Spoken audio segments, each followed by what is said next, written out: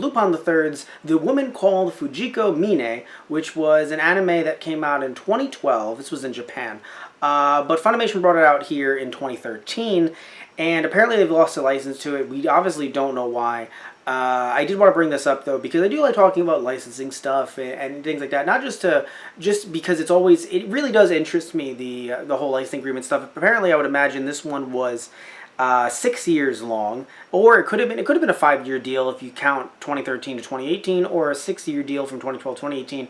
What's very interesting is apparently this didn't sell well, I would imagine, or potentially that's the thing. It's always so strange. Either this didn't sell well, which Funimation thought to have to pay that the license fee again after what seemingly is 5 to 6 years. Why would we do that? Or it sold so well that the Japanese side of things, I don't know who made this anime. I'll check. Well, it's funny. Even if we know who made this anime, we technically don't know who is in charge of the licensing rights, because when it comes to making anime, usually 5 companies will come together to fund the entire anime. It could be something like, to spend money on an anime to make one, it could be like $50,000 an episode or something, even crazier numbers than that. So the companies will come together and chip in and give X amount per, and then one company will be given the general licensing contract duties. So, negotiating duties. So, I won't say rights, but technically it's not the rights, because it's the right to lend them out and to, give them out.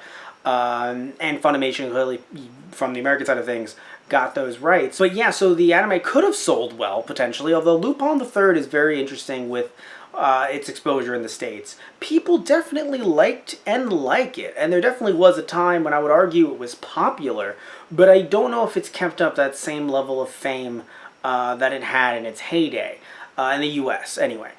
So when it comes to this anime, maybe it did sell very well actually, and the Japanese side of things, the company in charge was like, oh, since it's doing well, that means you have to pay us more, and Funimation could have thought, it did better than we expected, but not good enough to pay whatever price they may have put on the table for renegotiations. Now, we've seen this happen with some other shows that Funimation had recently, although those were a bit different from the looks of it. It was Fullmetal Alchemist and Black Butler. From those, for those situations, it seemed as if Aniplex of America, or Aniplex in general, was taking those rights back so that they could actually use them, use the shows for, for their foothold in America, because they have Aniplex of America that they've put stuff out before with it, but it's kind of been expensive, so I haven't really bought any of their stuff. But I mean, when it comes to something like Fullmetal Alchemist, Tristan Walter and I have talked about potential, or at least he's talked about potentially buying that set, because Aniplex of America is releasing a set, depending on how expensive it is for, this is Fullmetal Alchemist Brotherhood,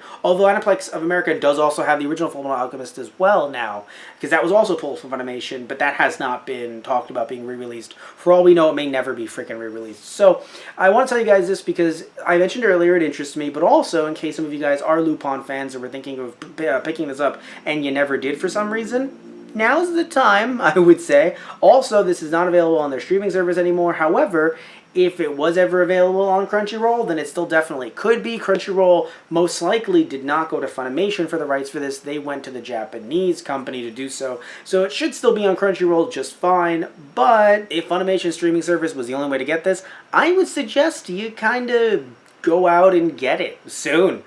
Sooner rather than later.